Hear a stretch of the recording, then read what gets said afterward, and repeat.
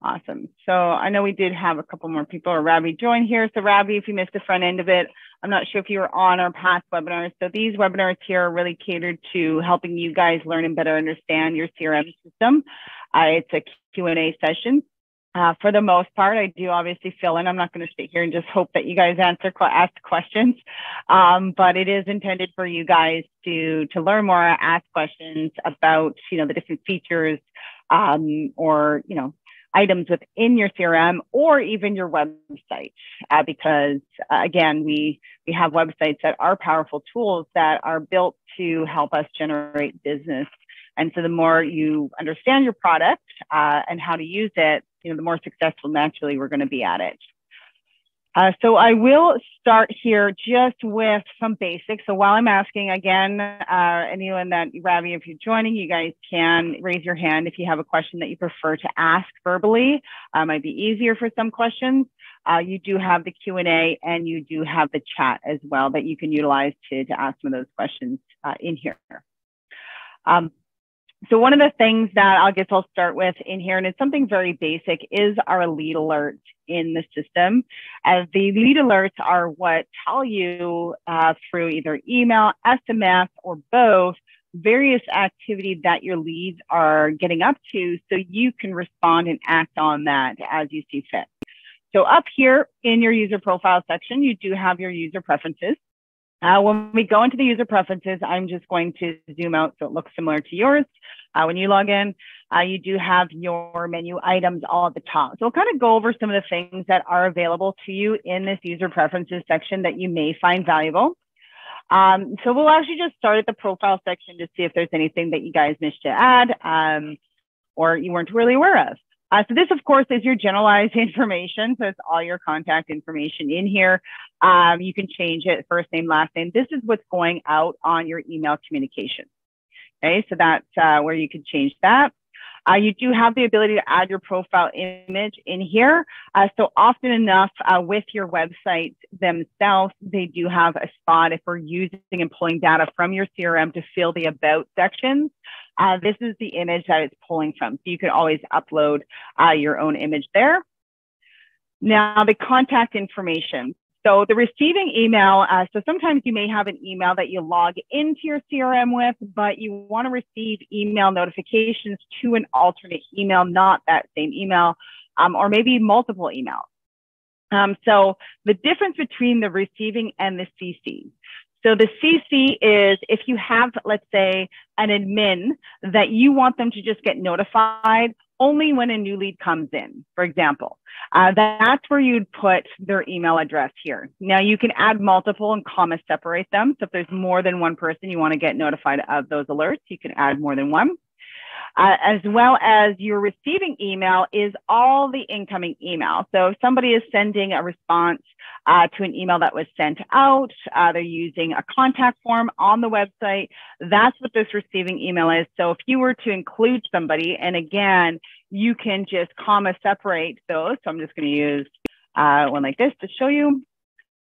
You can add more than one. So comma separated, both of these emails would then be included kind of like a CC on all the inbound communications that are coming to the main account holder in this case. Your board agent ID is of course, your agent ID. So whatever board you're a member of, this is the ID that's associated with that. This can also help when it comes to listings as well. So the system being able to identify which listings are yours. And your cell phone number here. So some people will put a direct office number in this spot, but do note that this number, the cell phone number, is where all the inbound SMS messages are being directed to, or the calls are being forwarded to if somebody's calling your Twilio or texting your Twilio number. So if you're putting it to a landline, for example, that these people are calling, maybe it's a direct office number, those messages are necessarily going to be delivered because the text can't be delivered to a landline. Now you do have a feed lead email. So this is for somebody that perhaps has another system that you're receiving leads on. Okay, so if it's a basic form, maybe you have a website out there and if somebody fills out a form, you get a lead notification through email from that other platform, you can CC this email. So on that other platform, you would include this email, for example, as the CC. And then when a new lead registers on that platform, that information, so the first name, last name, phone, and email, gets parsed into your agent locator system automatically. So that's more or less if you have another platform, you want to feed those leads into this CRM. Of course, you have your location. This is your office location. Your social media profile. So again, if they're pulling information from this area for a website, for your about information, that's where this information kind of pulls into. So in your about widgets, you see there's like an icon for Instagram, Facebook, things like that. That's where you're pulling. It is the full URL, right? So not just, you know, the name of your page or the profile. It's the full URL for that page, and it'll show up in your profile section on those sites. Email tracking, yes, this email tracking is more so when your leads are opening emails. So being able to track what they're doing with the emails that are going out. So definitely you want to use that. Here you just have like some different, just shows you the websites that are linked. So if you have more than one, you can open them in the site manager here. You can of course go over to your website here and access the site manager that way as well. Now an ISA user, so this is if you have somebody that is an ISA, for example, that is making calls on behalf of this agent, you can give them ISA access. They can choose whether they have their own Twilio number or if they have, they're using that main agent's account, that phone number.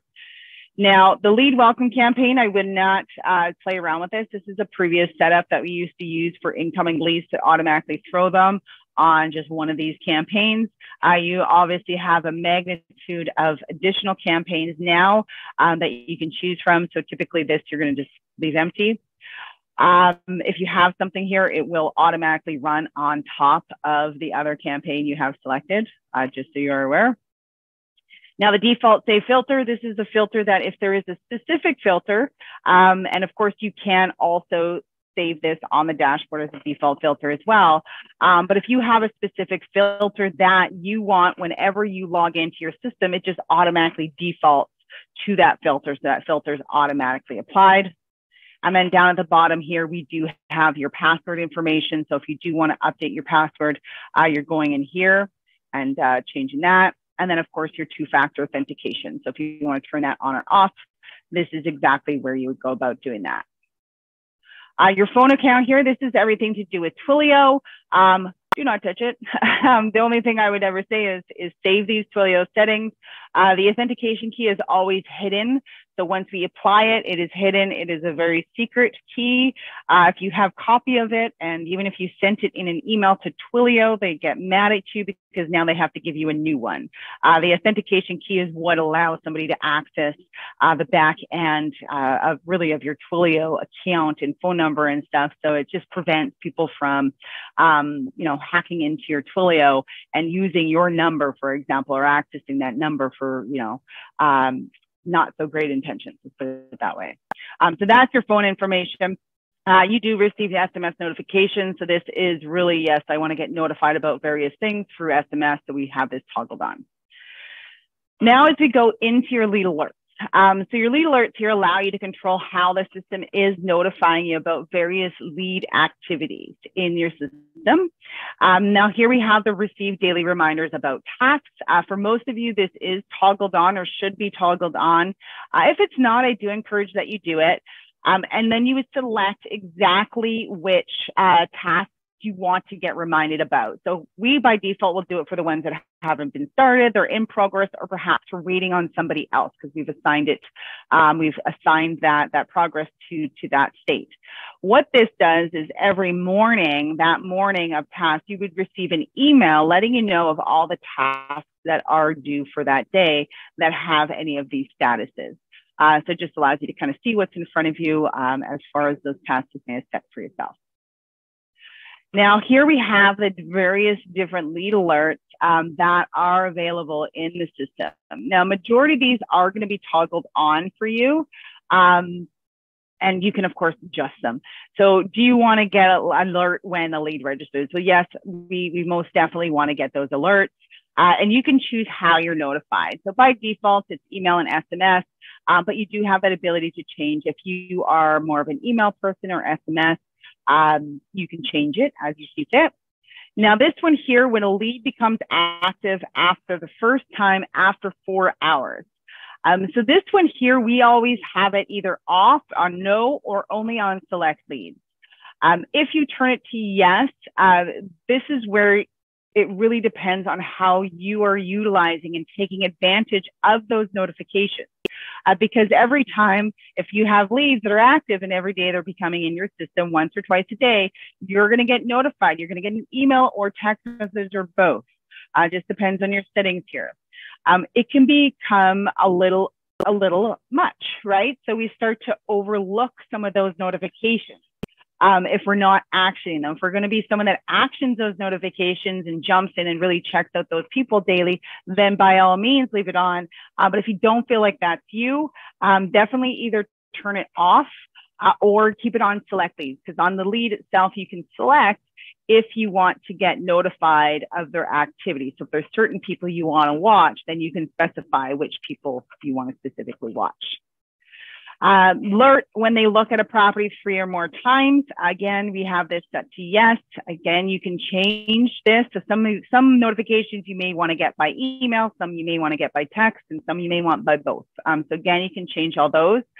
This will alert you when any of your leads look at the same property 3 or more times, indicating that there may be some level of interest, right? So you can go in, check out that activity, and perhaps be proactive with respect to their viewing behaviors. Same idea goes for when they like a listing, right? So letting you know that this person just liked this listing. People that are liking properties are often, not always, but I find that people that are liking listings and things like that and kind of saving them in a little folder are people that are a little bit more serious about making a move sooner rather than later, right? They're really kind of putting some into a bucket that they may find that perhaps they want to go take a look at. So again, you can act on those. When they unsubscribe from email, yes, this is always set to yes. This is a great way, again, to kind of roll back into your customer service. So getting that alert when they unsubscribe from email allows you to, reach out and add that customer service.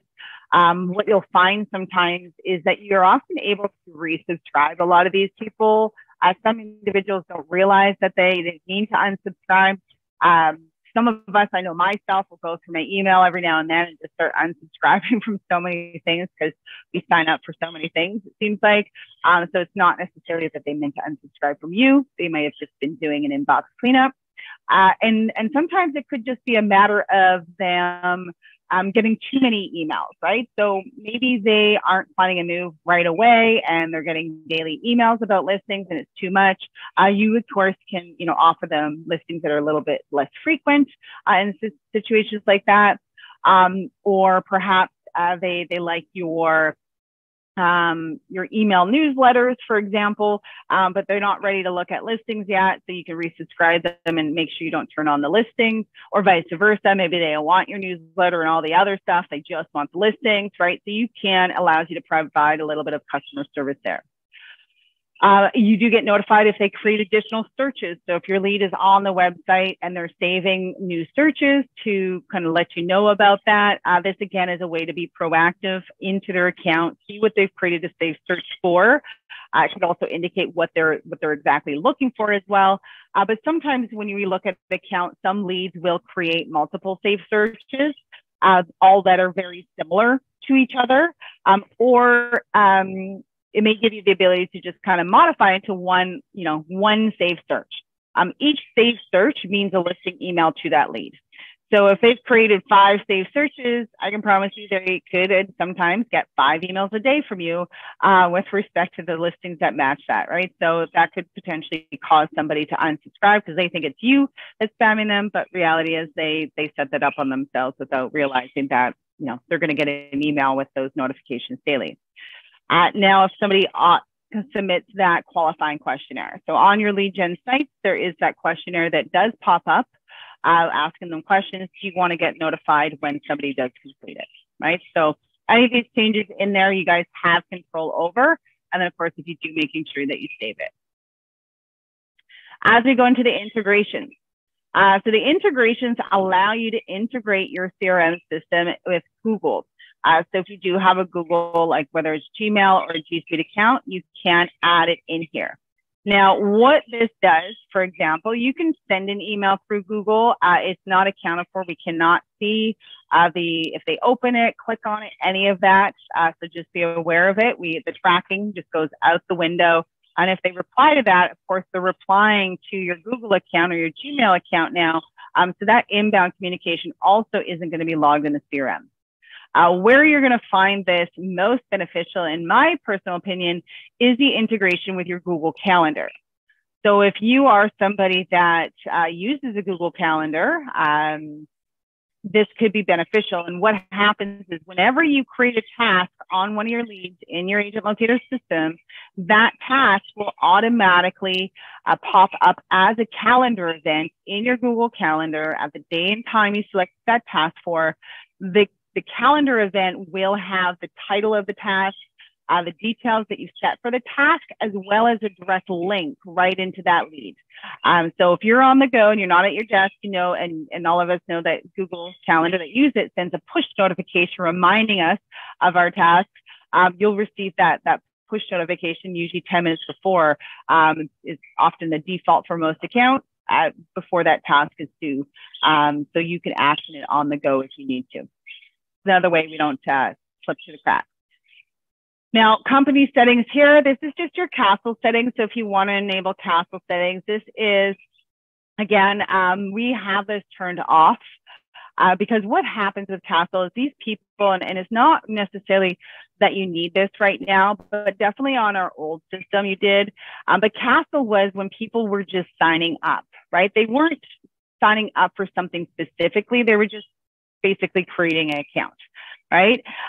So that's where Castle settings kind of was more prominent because we didn't have, we had implied consent, not express consent. With your automated sites, there's a pop-up there that basically says that they are, you know, it is express consent. They are agreeing, they're signing up for listing alerts on your site. If you turn this on, what happens is after 6 months, unless they've given like some sort of notification to the system, you can no longer email them through, they'll stop receiving listings from you, all of your mass emails and everything like that, stop going to that person unless we opt them in. So that's where it's like, be kind of careful with this and turning it on. Most people do keep it off. Out of office settings, this can be configured for teams. Often enough, if you are a team or part of a team and you have somebody in your rotation, you're just going to take them out of lead sharing rotation. But in the case that maybe that's not the case, maybe you have, maybe your brokerage and each person has their own account, they do their own thing. They can have it so when they're leaving the office, when they're back in the office, and so if any lead comes in during that time, they can choose who would automatically get assigned to. So who's taking care of the leads they're supposed to be receiving when they're away from the office. Again, this can also be configured through your lead sharing, just removing that person from the lead sharing so they stop getting leads during that time frame. Now, your website settings, this is, you know, pretty standard, but we're probably not going to turn this off. So the phone validation, this is where if somebody puts in their bad phone number, whether it's intentional or by accident, if we mark their phone number as being invalid, this is what will have the website pop up and block that person from accessing the listings completely unless they give you a valid phone number. If you turn this off, that no longer happens, meaning we can mark their phone numbers as invalid, but they still have full access to all the listings. So again, be careful with this one. I would encourage to keep it on, but you know, everyone is a little bit different. And of course, you do want to make sure that we don't want to turn off the SSL. That's for sure. That's your website security. Now your CRM settings here. The blur data, what that does, we added this in here primarily for a lot of our live dials and webinars and things where we're needing to access somebody's CRM and we're showcasing it. It just allows you, and down my screen's zoomed, but down below the heart here, there is like a little swirly thing, and you can choose as to what information is blurred out. So if you are ever sharing your screen for training or just showcasing your Agent Locator product to somebody, you can blur out all the contact information of the lead if you don't wish to share it. Now, your pipeline settings. So this is something that you actually now have control of with your pipeline. So most of you with the status change for make contact via email. So it's currently as it stands, if an lead replies to an email that is sent out, so whether it is a listings email, a one-off, or an email part of a campaign, as it currently stands, their pipeline does not move to made contact. It stays on tried to contact, wherever it was, new lead, whatever it might be. Now, if you are somebody that considers, if I have leads that reply to my emails, yes, I want their pipeline to move to make contact, as I consider that as making contact with my leads, you can then toggle this on. And then those inbound emails received will, in turn, move that pipeline to make contact if it hadn't already hit that stage. Same goes for the made contact through SMS. So we have this toggled on by default. So when a lead replies to your text message, regardless of the response, it could be like just a yes or a full paragraph response, the pipeline automatically moves to made contact. Now, some individuals don't consider SMS communications as making contact, or they would rather change that pipeline to made contact depending on the magnitude of that SMS communication. Because somebody just replies yes, and then we're reaching out to scam, and they're not actually responding, we may not consider that made contact. Again, if we change this, that's something that's a little bit more hands-on for you as well, because we have to then remember ourselves in order to stop those campaigns that are automatically assigned to your leads to stop, to go back in and make sure we're moving those to make contact whenever we see fit. Now, the non-responsive. So the non-responsive by default, some of you are going to see 8 in here when we have it toggled as yes. Some of you may see 14, but you should all be seeing it as calls. Okay? Because the SMSs, it was just automatically moving people to non-responsive. This was part of the campaign. It wasn't necessarily any of the actions the agent was doing. It's just a complete campaign. So we changed it to calls. And what this does is after 8 call attempts, 14, 10 call attempts, whatever it is, it automatically moves that lead pipeline to non-responsive. Nothing else changes in the system. They're still going to get the listings from you and everything's actually the same. It's more of just a visual awareness of your attempts on that individual as well. There is a filter, of course, for your non-responsive leads, because typically if we are calling them, whether it's 8 times or 14 times, that's 2 weeks of calling based on the various filters we have set for you guys, depending on which ones you're using, that will automatically trigger them to a different filter specific for those people that are a little bit less responsive. So those there are your user preferences. And again, anyone that popped on, they're just up here in your user preferences section. Now, for those that have joined us since the start here, we are doing our open Q&A session. So this webinar is intended for you guys to be able to ask questions about various things, whether it's to do with your CRM system or your website, whatever it may be. No question too big, no question too small. You do have the ability to use the Q&A. You can use the chat. You can also raise your hand as well if you feel like your question is better suited verbally. It might come across. So Nancy is asking just to show how to change the search. You betcha. We can definitely do that. Running through that because that's definitely important. So one of the things I do notice from time to time is it could be a phone call, it could be a lead replying to a text message, letting them know, responding, saying this is what we're looking for, or a call note saying this is what we're looking for, but I don't actually see the search being changed to reflect either that conversation or what the lead replied to in the text. So this is good because we want to make sure we're doing that. We want to make sure we're sending them what they're actually looking for, so we prevent them from going elsewhere to find it, right? We want to make this as easy as possible for them. So I'll go into this one here and just show you down at the bottom. Now, When you do have your save listing searches while we're here, you're never limited to just one search for your leads. You can, of course, add multiple searches. You may have leads that are, very various. Some might be investors looking for investments plus properties for themselves, or investments in all different places. So you can definitely add multiple searches. For some of you, you also have the ability to add sold searches as well. Your sold searches are great for if you just did your CMA. Again, this is board applicable. It has nothing to do with AgentLocator not wanting you to have sold listings. It's just various boards actually release that information and some don't. So the sold data is great, again, for CMA, so post CMA, setting them on those. It's great if you are even calling somebody, some of your leads, some of you may have older leads and they've already purchased, you missed that boat. Offer them sold listings in their neighborhood. It's a great way to keep yourself continuously top of mind and giving them something of true value, because you may not have got them the first time around, but you may be able to get them the second time around there. So that's something that you can do as well. So, and then again, with the sold listings in here, when we talk about the sold, you're having all the same filters. So you can really send them direct comps if you want to, or you can kind of limit. It can be very generic, just like a little area around their house and the same type of home or multiple types of homes. Sometimes it's just based on what that person wants. Now, if we're editing the current search, this one here is paused. So I'm just going to hit play on here so you guys can see before I kind of go into the edit. You do have, different options here. If somebody wants to stop receiving listings and they only have one search, let's say, I would consider just pausing it. You're just stopping it rather than deleting it. Okay, so if we delete it, we don't know what their original search was. So if we're talking, then we want to turn it back on, we have no idea. So we definitely have to communicate then with that person to get them set back up. Or, you could look at their previous viewing behavior.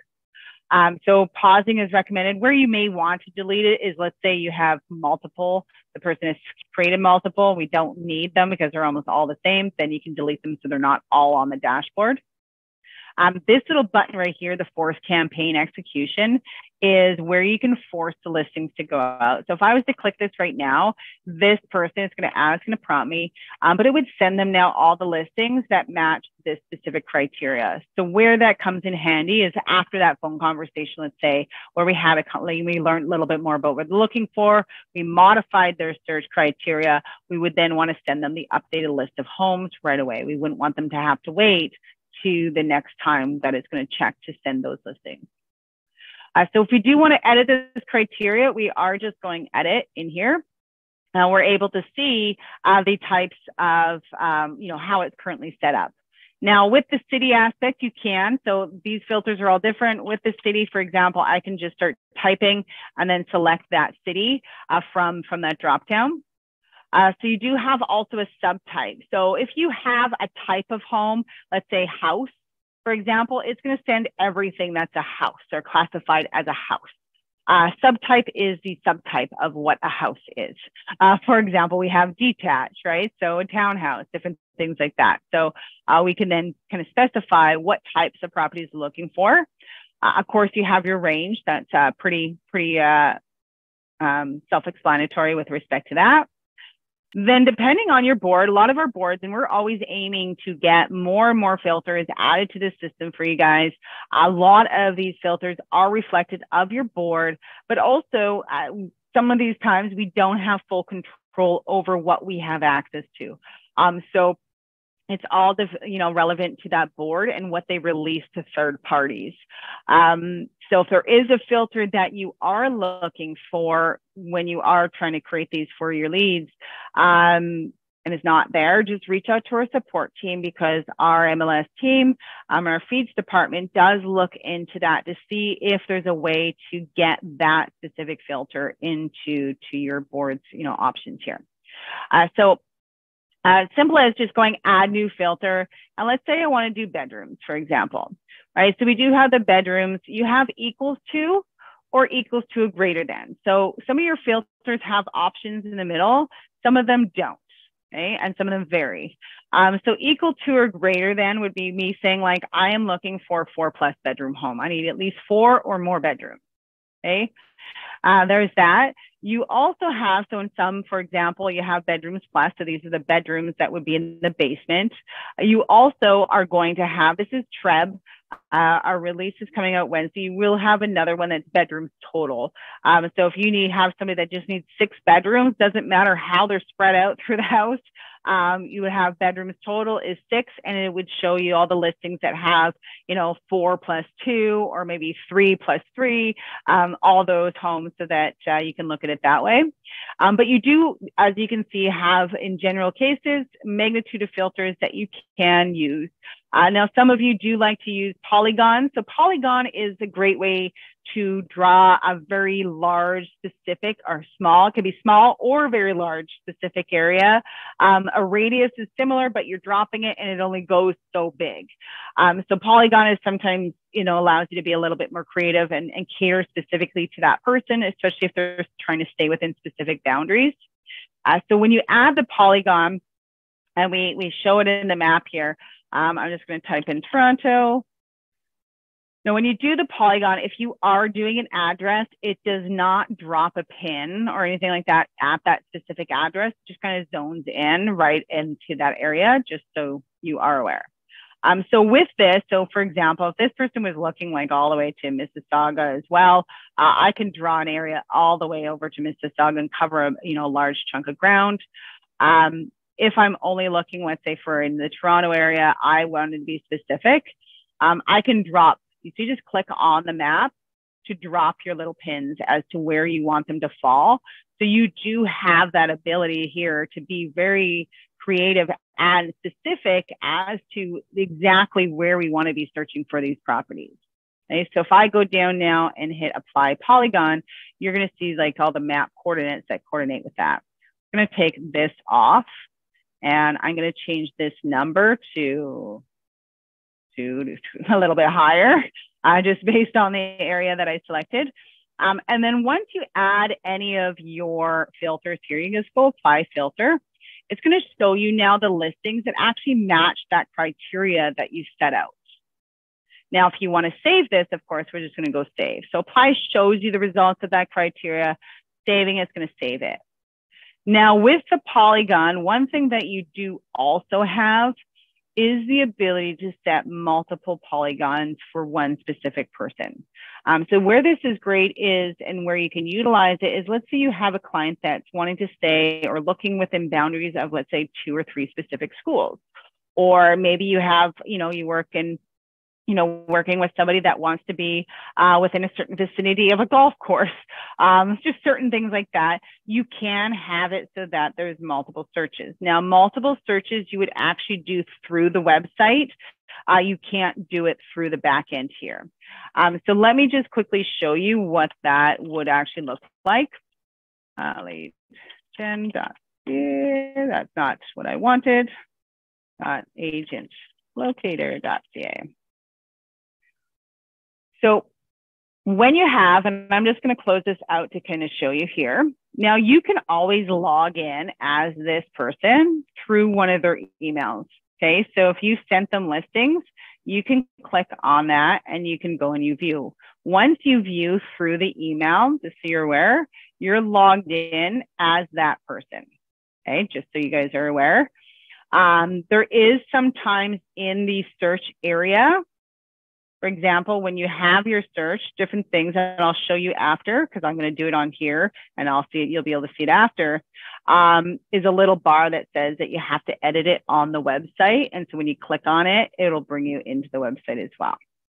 So when we're doing multiple polygons, it can only be accessible through the website. So I'm going to zoom in, and then, so with the polygons, we do have, or drawing, so we're able to draw these areas, right? So I have the ability here to draw. So let's say my person wants something over here. Of course, you can zoom in further, and then we apply it.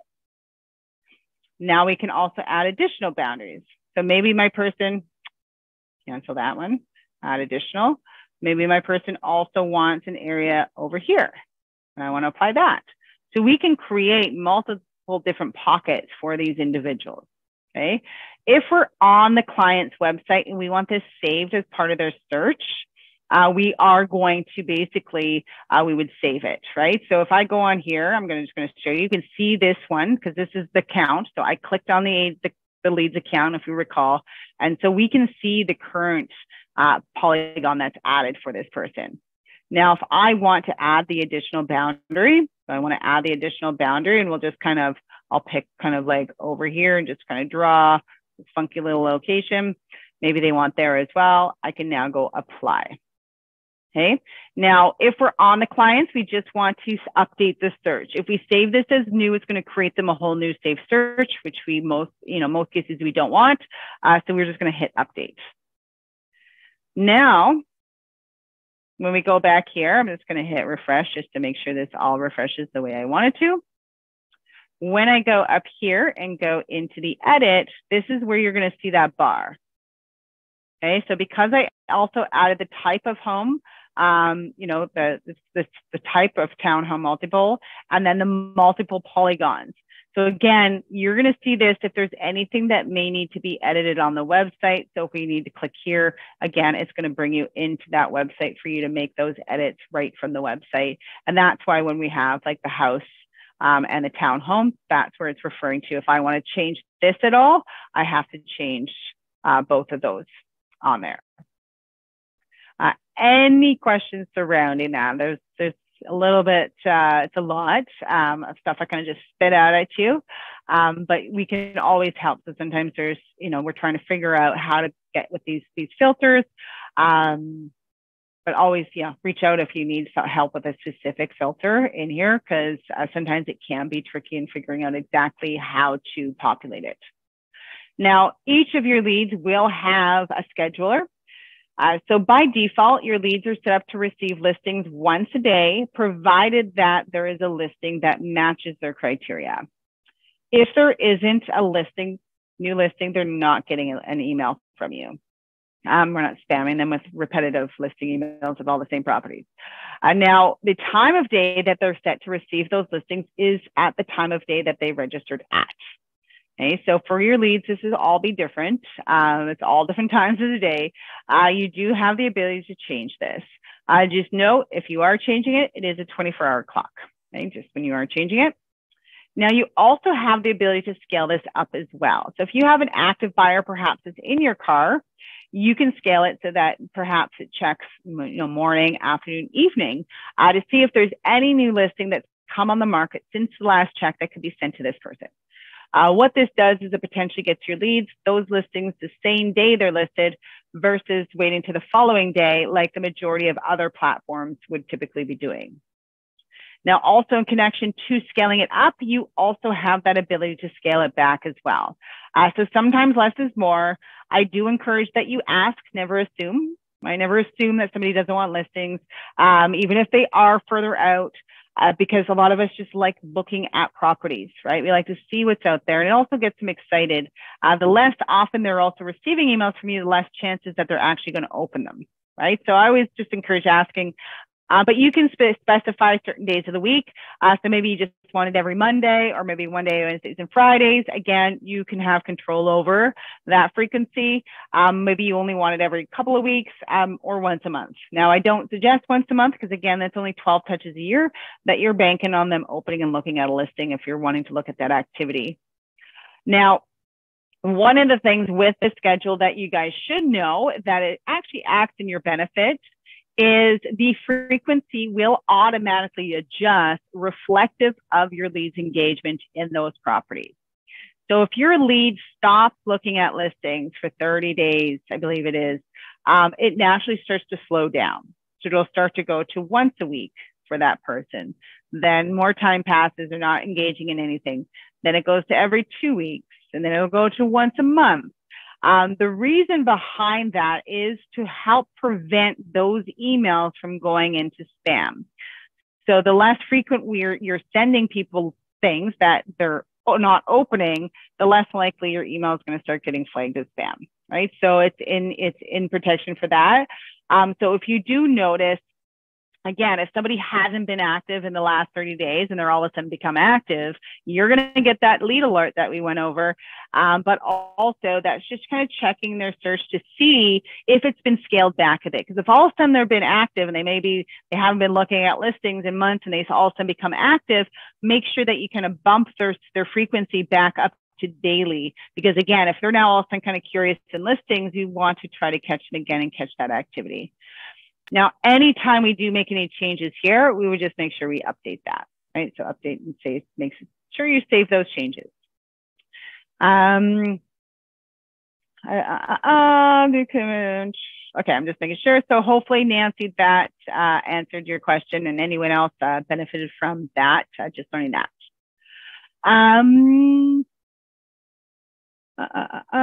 So Nancy's asking, when a new lead comes in, what do you recommend getting them hooked onto your site? Are the new leads asked if they're working with an agent already, or do we do that? You can. So every agent, so the listing, the ease of use of the AgentLocator site is part of the reason why people do come back. It's easy to use. Go on some competitor site when you're bored one day, if you're ever bored. I know you guys are so busy. Some of the searches on those sites are so complicated. Like I've even had troubles like figuring them out. So this one here is really easy to use. It also allows the individuals to utilize a magnitude of filters.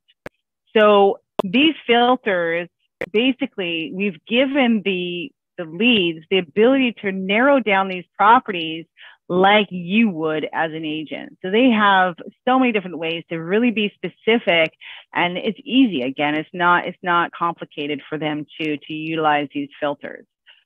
So the listings is a great way to get them back onto the website, of course, getting them and actioning them.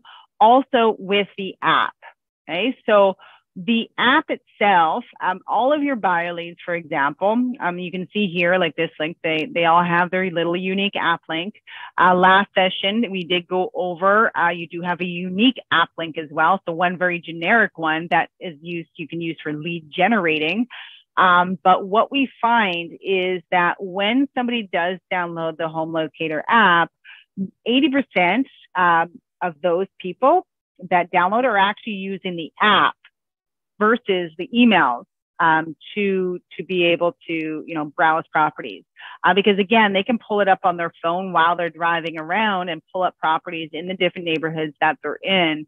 And of course, you're going to still see that. So those are just ways. So listings is keeping them active onto the website. Another thing that you can do, again, is kind of engaging them with respect to that viewing behavior. So in your more detailed section here, you're able to always see exactly what those leads have looked at. You're going to see how many times they looked at it, the number of photos they viewed. There's always a timestamp when they looked at that property. And if they like these listings, these hearts would be highlighted in red, indicating that they like the listing. Now, you do have the ability to select listings to send back to your lead. So this is another way to engage with them based on that behavior. So you can, you got to click this button first, select listings to send. You can select one or more properties. If you're selecting 2 properties or more, for example, you can only send an email. If you're selecting just one listing, you can send the link to that property as an SMS. Of course, you can add to the SMS. So if I go here, there's a link there, you can add to it, that sort of thing. You also, when you're sending a solo property as an email, it's now going to showcase that listing specifically in this email. So the subject is the address. You can change this. You can edit this. And then you have the ability to write a custom note. Now, one of our updates that are coming, I think it's Wednesday, is our scheduled update release. You're actually going to have you'll have more ability to edit and control the style here. So you can change the font color, size, underline, bold, all that stuff to really make this custom note stand out.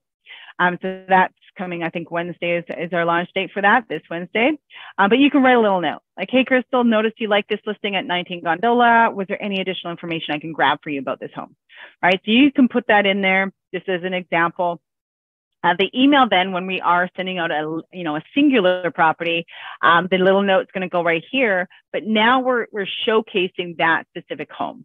All right, we're really bringing it back to their attention. And again, they're coming back to your website to view those homes. Now, again, if you do have, sold listings is also a great way to get those individuals back on your website. Sellers, like as I said, we're all nosy neighbors. Right. So any of your leads that you guys are talking to, if they are a homeowner, if they have a home, doesn't matter if they're planning on moving right now. If you guys have access to the sold feeds through your boards, through AgentLocator, offer them the sold listings because they're all going online. A majority of them are going to go online when the neighbor's house goes up for sale. They just want to see what it's listed for. Why not take that out of, take that, that extra work away from them and just automatically send them? So you can send it to them when they're, that property goes on the market, for example. So you can do a little radius around the home where their home is. And then also the listings around their home when the properties sell. What that also does is it gets them thinking about you whenever one of the neighbors' houses go up for sale, because they start to recognize and realize that, hey, Crystal's going to send me that listing. And then when they see the sold sign go up again, they're thinking Crystal's going to send me that listing. So in connection, they're thinking about you at the same time they're thinking real estate. Now, the benefit again of the app and getting them to use the app is the first step of the setup of the app is them setting up a street match. So they're going to punch their address in and they're going to automatically be set up to receive those active and sold listings in their neighborhood. Now, so it's a bonus. You get your leads' addresses, they're getting nurtures, they're getting, information of value. If we don't have sold listings for you guys, they're just getting set up to receive the active listings in their neighborhood. Okay, so, but you still gain their address. It's just we don't have the sold listings. So those are just a couple of ways to keep them onto your website is offering that. We do have the ability as well, and if we have time here, I'll jump in, or it could be a next session thing, is adding the landing pages to your website. So some of you may only have the lead gen site with us. They don't necessarily have a branded website with us. So we may, if you just have a lead gen site, you may want to add the street match landing page or the homeworth landing page. Both of those pages act the same as far as setting people up to receive active and sold, or just active, depending on your board feed. So Gustavo has a question. So Gustavo, let me just give you the ability to talk here. So you just have to unmute yourself and you can definitely ask your question. I just got in a bit late. I just got in actually, so I was losing the context. My question was, is there a recording I can view this later on? Yes. So this is recorded. It will be on our Vimeo tomorrow. Maybe later today, but definitely tomorrow. It'll be on Vimeo. Thank you. Yeah. No problem. So Harry is saying, can I move any lead to a different bucket or section where I've established contact with the lead? Yes. So one of our original sessions on here was definitely speaking of making sure we're logging our calls. Okay, so it is really important. Now, you will have, and again, it just depends. Some of you may have filters that look like this. Some of you may have other filters. They all work. It just really depends on what it is. Some of you, so I'm just going to show you. So some of you may have, it's not. So there's one. There's a number one normally. So number one, new lead, need to contact, and then need to make contact. So some of you may have these ones. They're all similar. I personally prefer these ones, but a lot of people find them confusing, so we kind of simplified them. So the biggest thing for getting people to move through your bucket is logging of information, right? So these buckets, so to speak, are reflective of their pipeline statuses and your calls and all of that stuff, right? So basically, when we do talk to a lead, so let's say we called Crystal and we talked to her and we put a note. So I'm just going to show you, she's on tried to contact. I'm going to call Crystal. I'm just going to do it through the dialer. Now, this also goes if you are manually logging your call as well. So if you're manually doing that through your notes and call section, you can definitely do that as well. So it's not just limited to, it's not working. So I got this. So my Twilio on this one here is apparently expired, but we can save it. We'll see if it still works. But the pipeline, so we have call results. So we want to make sure we're logging the appropriate call results. So in this case, if we talk to the lead, again, we're leaving our notes, detailed notes. Make sure like you're leaving them. So if like 6 months from now, you know exactly who this person is. It really goes a long way, leaving detailed notes for yourself, trust me. So we're going to save that. So now because I saved that call that I talked to the lead, this pipeline has now indicated that I've made contact with this person. Okay, so the pipeline's going to move with that, and your filters essentially are dynamic filters. Okay, so again, you can be logging calls manually, you can be logging them using the dialer. Again, we encourage the dialer to speed things up, especially when you've got a ton of calls to make, and it logs things for you and records them. But naturally, so once we do have a conversation with someone, we're leaving those notes, we have them in make contact. But now let's say based on this conversation, how are we rating this lead? Are they a cold lead? Are they a warm lead? Are they a hot lead? Now, everyone's idea of what a cold, warm, and hot are different, right? So a cold could be somebody that's just completely cold, you know, conversation was cold, they have no intentions of moving, whatever. Some people may think of a cold lead as just, you know, maybe, well, that's probably the classification of cold lead. Now, the warm lead is where we might find some differentiation. So basically, a warm lead could be somebody that's, you know, planning a move this year, right? We're just going to know we got a warm, they're nurturing them. A warm lead may be somebody that's planning a move in a year and a half or 2 years, but we really kicked it off in that conversation, right? So we want to make sure that these people don't go into our cold bucket, because even though they're not moving right away, we still feel there's promise in there somewhere. But some people might consider that person still as a cold lead. So that's where the warm is kind of like you cater it to how you prefer to run everything. And then a hot lead is really kind of self-explanatory. These are people that are hot. They're planning a move, you know, relatively soon. So we want to try to get them out of a make contact and put them into some sort of lead rating. Now, if we do, so basically these filters here, so if you're looking at these filters, what you're doing is you're calling these people, right? So as you're calling them, they're falling out of these buckets. Just naturally through. So this one here says number of calls is 0. So none of these people have a call on them. So as soon as we log a call on them, they no longer match this qualifier because we called them, right? So they're going to actually move into your second priority if we didn't make, you know, even if we did make contact with them.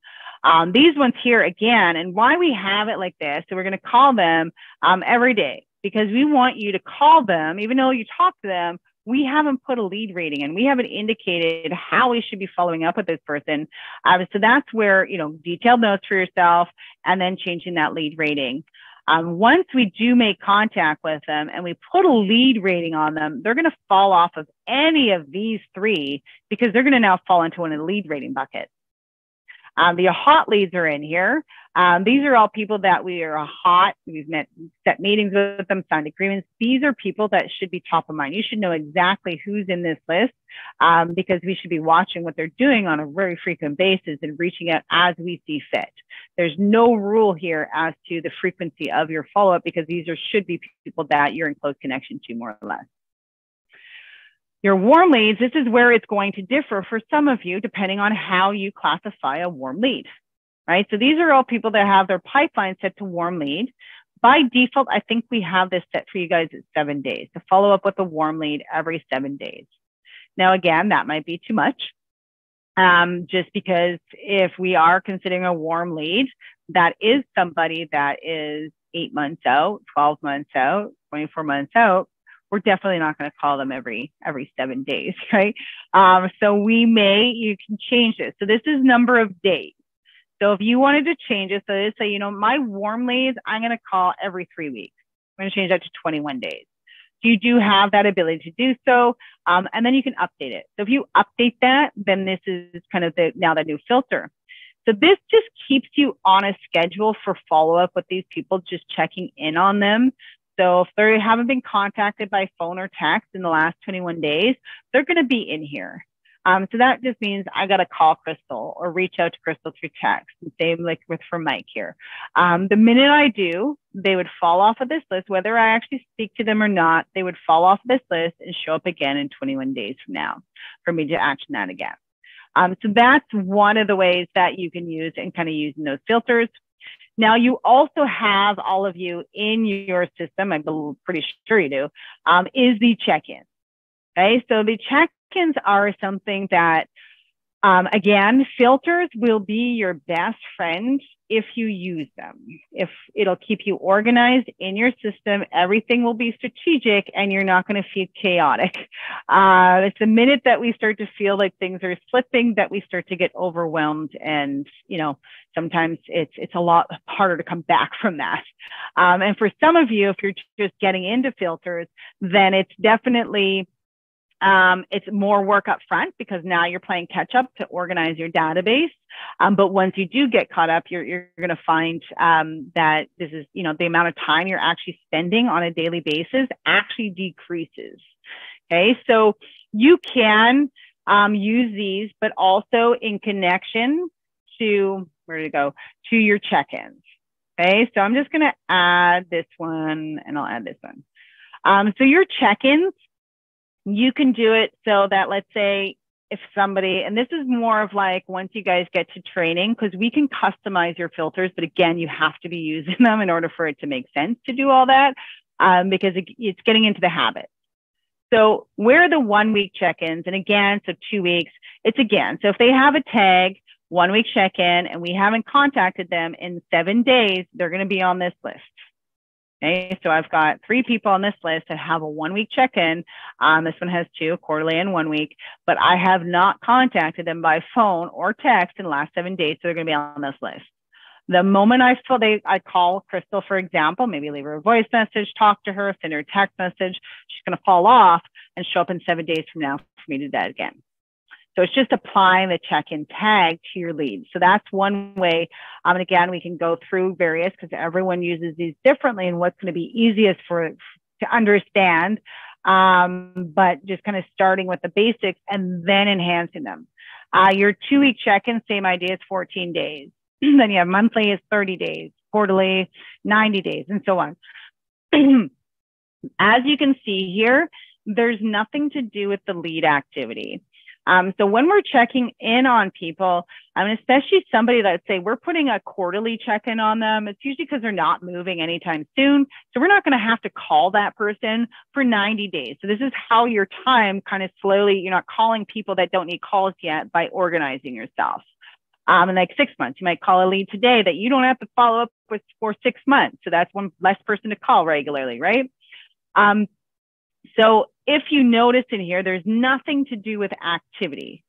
So somebody that's in a 6 month or even a quarterly check-in, they're not necessarily going to be active all the time because we've put them in that check-in bracket because they've likely indicated that they're not moving anytime soon. But we still want to call them and follow up with them, right? So we want to call them, still make sure, keep ourselves top of mind, connect with them, see where things are at. Again, detailed notes, because you want to be able to refer back to that past conversation when you are talking to that individual. And then, checking in on them again. So that's really, and so you might find and learn that they're now, so much closer to making a move. So that's kind of where also you have the ability, you can have multiple check-ins. See, this person has a 2 week check-in, a monthly check-in, a 6 month check-in. You can piggyback them. Right. So if let's say you did, so let's say in Mike and Ike's example here, we probably had, as an example, I probably had them on a quarterly check-in. Let's see, just to kind of show you, because sometimes we might, have, let's say, somebody on a 6 month check-in and we called them, but they didn't answer. But we want to make sure that, okay, you know what, I actually want to connect with this person. I really want to have an actual check-in. So that's where we might throw on like a 2 week check-in or a 1 week check-in on top of that. So they continue to fall into that filter. So the 1 week check-in every week until I make contact with them. And then I would take them off. And we may need to, even at that time, adjust the check-in tags. We may need to say, okay, we're not checking in with them every 6 months now. They're that much closer. I need to now follow up with this person quarterly instead. And then, of course, do it that way. So this is, again, a little bit more advanced, but once you get into the habit, so a lot of it is just creating and developing habits for yourself so that it's just more strategic. It's just like you jump in, you do it, you do something else. You jump in, you do it, you do something else. But you can literally, once you're organized in here, have thousands of leads in your database and really only spend an hour or two, maybe at most. That's like somebody that's really busy and really got a lot in their system. But for the average person in here, it's really like maybe 15, 30 minutes that you would really need to do a day if you stayed organized right from the beginning. So it's just developing habits. So hopefully that kind of helps you out a little bit with, the main contact. If your system like this, the first step is to get them into a lead rating, right? We want to get them into a lead rating.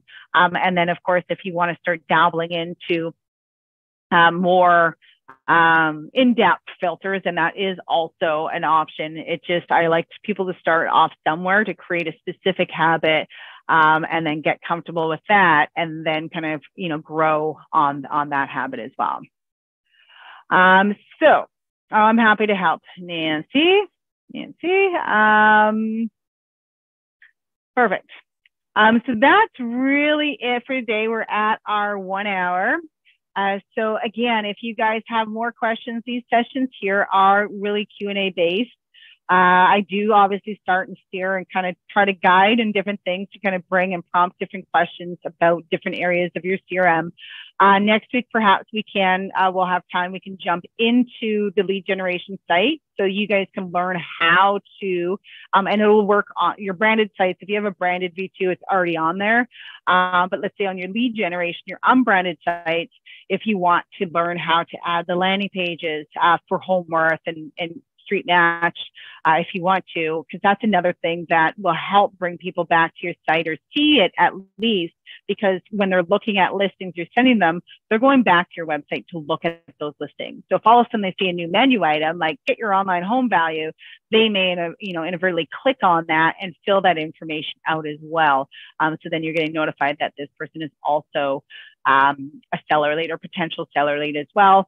But again, that should be in one of your pre-qualifying questions when you are talking to a lead. Do you guys currently own? You guys renting? Those the ones that are homeowners, offer them listings in their neighborhood. And if you have that ability to offer them also sold listings, it's again adding something of good value to somebody. People want to see how their home, is potentially appreciating in the current market, or how the market is affecting the value of homes in their neighborhood. So, but yeah, if anyone needs any additional assistance or has any questions, you can reach out to our support team. They'll either directly respond to you, or they'll pass it on to our training department here for us to help out. But you can also direct questions to me. And again, I love when people want to actually learn their system, because I see that when you do learn and you're utilizing it, you only find success. It's really what happens. And that's our ultimate goal here. But thank you everyone for hopping on today. And we'll be back next Monday, same time. And we'll hope to see you all here. Thanks again for jumping in.